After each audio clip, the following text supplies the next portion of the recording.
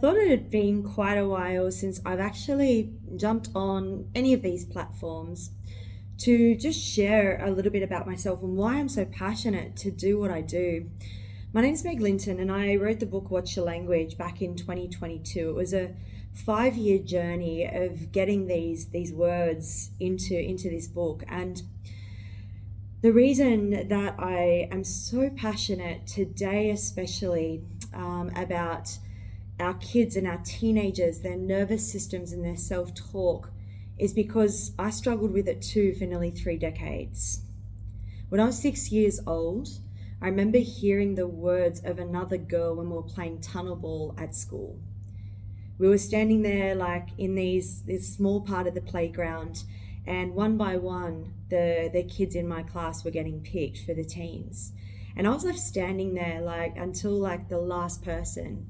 And I remember thinking at the time, and this was the very first thought that I remember about not being enough. And I remember thinking at the time, like, why aren't I being picked? What's wrong with me?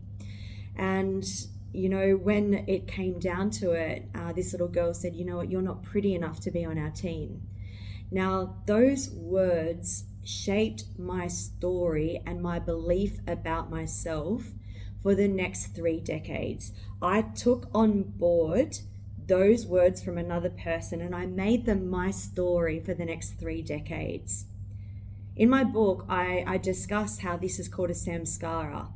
It's an impression, and it's like somebody like digging a dagger straight into your heart, and it's a wound, it's a scar, and then we cling to it and we make a story of it and we hold on to it with all our might and our power until we recognize that this story then shapes how our life unfolds from that moment forward.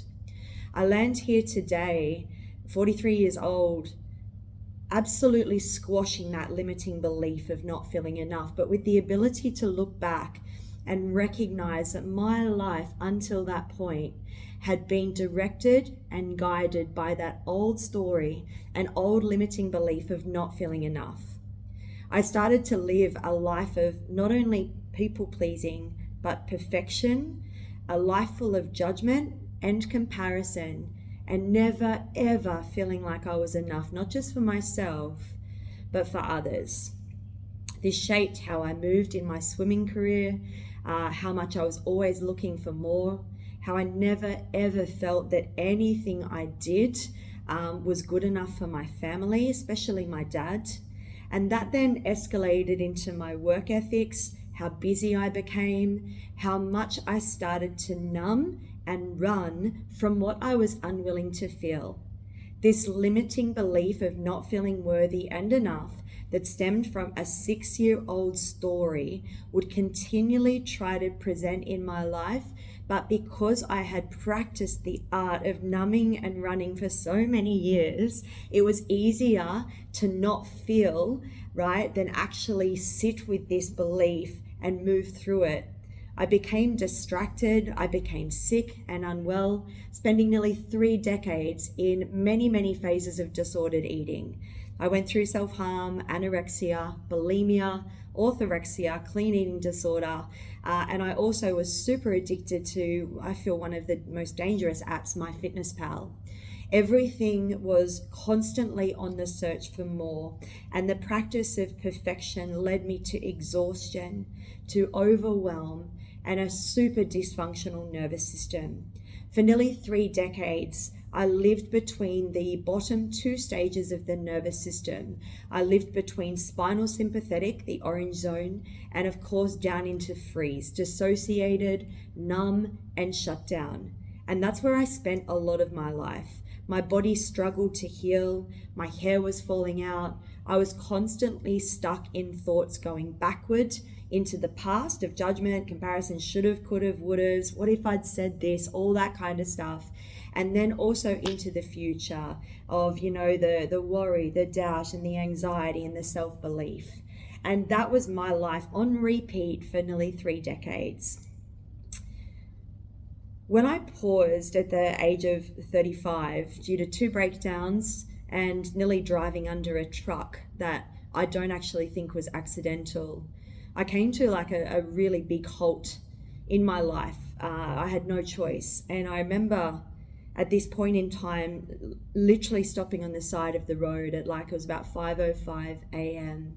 after nearly driving under this truck and being faced with a choice. It was, I remember just putting my head on the ground and just being like, you know what, I'm done. Please show me another way. I can't do this anymore.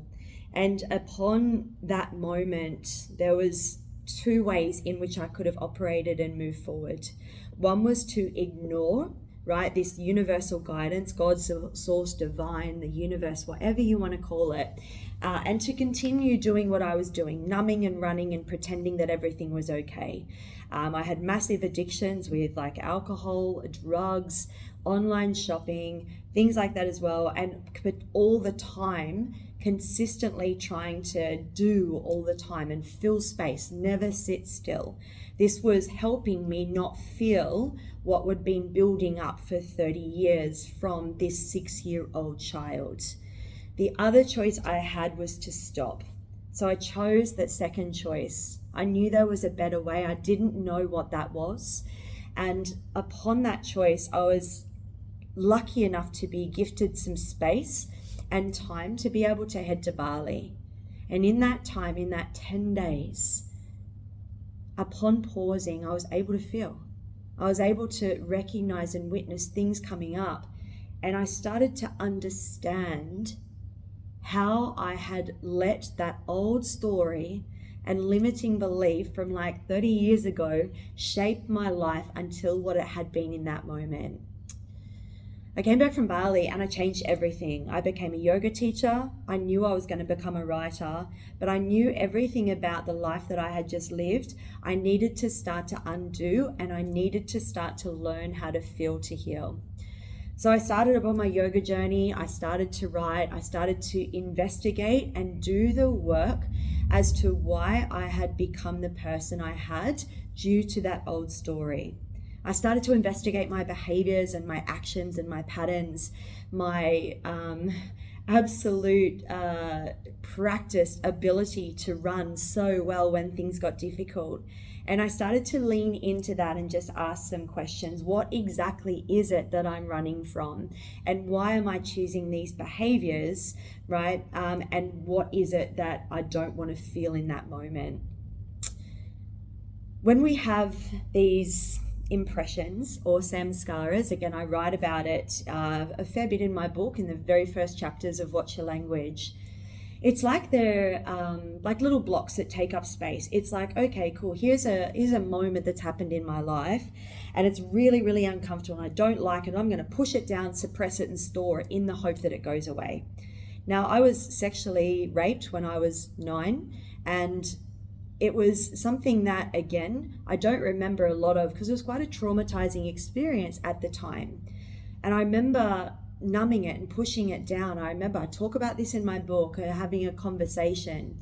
And, you know, what we were taught back in the day, and this is not wrong or right, it just is, to push things down and it will go away. So that's what I did as a 9-year-old. I pushed this story down and I went, you know what, it's going to be better off if I just don't feel this.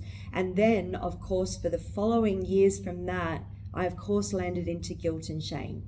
Now I look at my first eating disorder, anorexia, unfolding at the age of 15, and I understand how clearly that evolved from the actions and behaviors and thoughts that stemmed from that 6-year-old comment. Now, for many of us, these samskaras or impressions, right, they are really uncomfortable. They're uncomfortable when they go in, and they're uncomfortable when we try to uncover them. But I guarantee you that holding on to these impressions or these samskaras or the things that we have suppressed down and pushed down with our willpower will only come up and out, right, as we start to get older. When I was in my mid or early 30s, these impressions and samskaras started to present themselves physically. As I mentioned, I was quite sick. I was bloated all the time. My hair was falling out. I was quite sick. I had a lot of digestive issues. I hadn't been getting my period for nearly 10 years. But also my mind, my thoughts were constantly in the monkey mind. Constantly here, there, and everywhere, always in the past or always in the future. and I was never ever present. And my nervous system, as mentioned, was consistently either here in fight flight or down into dorsal and shutdown. I didn't know what it was like to feel safe because I'd never been able to safely express emotions as a child. You know, a lot of, if I know for many of us that are around my age, it was told that it was, you don't, you know, oh, what's the word I'm looking for here? We were told that, you know, you've just got to kind of soldier on. Big girls don't cry, all that kind of thing as well. So we learn from our parents and their parents, again, not wrong or right, it just is. It's just these behaviors and beliefs that get passed down to stash and store and pretend and it'll go away. But I promise you it never does. My nan passed away at the age of 96 years old, and she passed away with so much pain. The reason I do what I do today is because not one of us deserves to hold on to the past, deserves to hold on to these limiting beliefs and stories, deserves to hold on to shame or guilt, because it is only taking up our space in the present moment. And if we are holding on to one of those limiting beliefs or something that is involved from our childhood, which it always has, then unfortunately our nervous system is going to be living like it is back there. If we are in a phase of guilt or shame, the body will be closing or in shutdown or protection mode, or the armor will be on. We're not going to be able to choose kindness or gratitude or love for ourselves in that space. It is simply not possible. And what starts to happen is we just repeat those behaviors. Our body keeps living the same way. And of course, our body is only listening to our cues, and it gets used to what we do. The reason I do what I do today is because I watched my nan take 70 years of guilt and shame and her beliefs about herself with her to her grave. On the day that she was passing away, my nan pushed everyone away, pushed everyone off her. The morphine like nearly jumped out of her arm because she was so tense and rigid. The energy that she had inside of her of this pain and guilt from a story that happened in her 20s. She had chosen to hold on to that for 70 years. My mum and I both know the story. And I watched her in this final couple of hours, these grueling 8 hours of her life, just resist, hate herself, judge herself for things that had happened in her past, which then stopped her from sharing her love for us in those last few moments. And I know that's not my nan. I know it's just a story. And I'm so grateful for my beautiful nan for sharing me this gift, right? That now I choose with all my might to recognize when things come up, because when we're triggered in our environment, it means that we've held on to something. So our triggers are our biggest teachers, because it's going to show you in your body, right, what you need to let go of.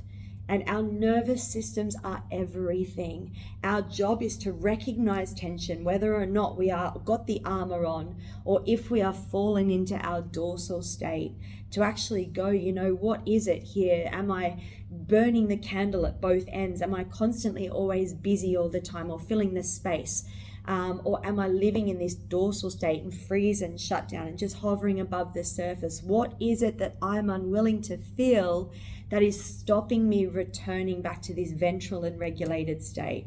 Because it is only in this regulated state, our ventral state, that we are able to actually choose love for ourselves, to accept the skin that we're in, to be content with what we have without the need for more, and to be able to not only give love for ourselves, but fully to another person. And if I can share that message out there to one person, or to kids in schools, or to the adults and parents, then my hope is that we then create a better world. At the end of the day, our phones and our devices are taking this from us. So many of us, of course, are still battling with these samskaras. You know, I still have ones that come up. But when we add on the continued use of scrolling and phone use up to 8 hours a day, how are we supposed to feel what's going on? We go through our day, we don't have an opportunity to process the emotions or things that go down, therefore things are getting stuck. And that is going to create not only an unregulated nervous system, but a body that is inflamed, sick, and also a dialogue that is judgmental, comparative, and full of shitty self-talk. It's up to us to start to do something about it now, because we as humans need space. We need to stop filling the space with things to do, scrolling on our phones, trying to find something to ease the discomfort and feel what it is that we need to feel, so that we can then tune in to how we are acting due to a limiting belief that we have stored from childhood. So if you've watched this far, what I want you to know is you've got a choice. It's up to us what we choose to give our energy, attention, and ammo to. And if we continue, like what I did for so long, give power to those old thoughts of not feeling enough or feeling worthy or guilt or shame or blame or resentment, then we're only keeping ourselves stuck in the same by choice. By leaning in and doing the work, it is hard, it's so challenging, but that is the only place where we grow. Right? These limiting beliefs are just a story, and if it's just a story, it means that we can do everything in our power to change our story, to create what it is that we do want. Your thoughts are everything, and your body will tell you everything you need to know. When we're spending so much time on our devices these days, that is taking away our precious time to tune in, to listen to this, and to ask our body what it is that we need. When we are triggered in our environment, that is a good thing. It means that we are actually holding on to something in our past. The only reason we're triggered is because there is an old story there. And whatever the experience or someone or environment or smell or a street has triggered, that means that you have actually actively held on with your willpower to something in your past, which means then it's up to you to choose to let that go or to continue to hold on and let that continue to shape your actions, beliefs, behaviors, and self-talk moving forward. If there is one thing that I am so grateful for in this life, it is my Nan. She taught me to surrender, to yield, to observe when I'm triggered and use my triggers as my teachers so that I can let that old story go. There's not a lot I hold on to these days, right? Because I understand, after seeing what happened to my Nan, what that can do in our bodies and what that can do to others. When we can really tune in, when we can really start to observe this and listen to this, to get off our phones more, we can start to listen. We can start to ask this body and vehicle what it needs. How can I help you? To actually say thank you to our triggers and go, you know what? There's something here that I need to work with. Thank you for this experience. What can I do for you now? What do I need to let go? So in a nutshell, I'll be really clear. You might not see it, but I see the result of years and years and years of practice of kids and teens spending 8 to 9 hours on their devices. What this is doing is landing our kids into a fully dysregulated state in their nervous system, dropping them not only into their fight flight but down further into dorsal, shutdown, freeze, dissociation. And it's in that state that nothing good can come from there if we live there. This is where we see these behaviors stemming from, such as self-harm, suicide attempts, eating disorders, and mental health issues, because our nervous systems are so whacked and wired and overwhelmed with too much information coming in, too much time spent scrolling, and too many notifications going off that we become so overwhelmed that we drop fully down the ladder into our dorsal state. And I know what that feels like because I lived there for so many years. It's in that state that we don't care. We don't make good decisions or choices because we can't access the prefrontal cortex. We do behaviors and actions that don't serve us, and we can get lost in the dark thoughts that can lead to other behaviors that we all know too well. I've just come back from a shopping centre and I just witnessed seeing a baby in a pram with a phone device holder in front of them. While the mother pushed the pram, she was on her own device. The other girl, maybe 8 years old, was walking behind on hers. I mentioned before, you might not be able to see what I see, but I'm the one working with the kids who are struggling with these eating disorders. The shitty self-talk, the judgment and the comparison, always needing more or to look a certain way, or right down into that dysregulation state of the nervous system where they just don't care anymore. If I can share one message on this video, be mindful of how we are using our devices and how we are choosing with our willpower to give our time, energy, attention away from ourselves and to big tech and social media. It's exactly what they wanted. Our job now as humans is to come back to us, to start to say no, to start to set a boundary and a rule. No one's going to like it. And this is why the work that I do needs your help. Because there's going to be resistance, because we've been conditioned for so many years to be attached to these devices and notifications. And every time we get a like or a comment, it sparks that dopamine inside our brains telling us, oh, you must be enough if someone liked your photo. Our time is now as humans to step in and say no. I will do everything I can to get this message across. And I hope that you can do this too, not just for your kids, but for your kids' future. Our attachment to our phones and our devices are killing us. It's our job right now to come back as being humans, to start to step up, to start to say no, and to do something about what we're seeing in the world today, and really step behind it and do what you can do as another human to make the world a better place.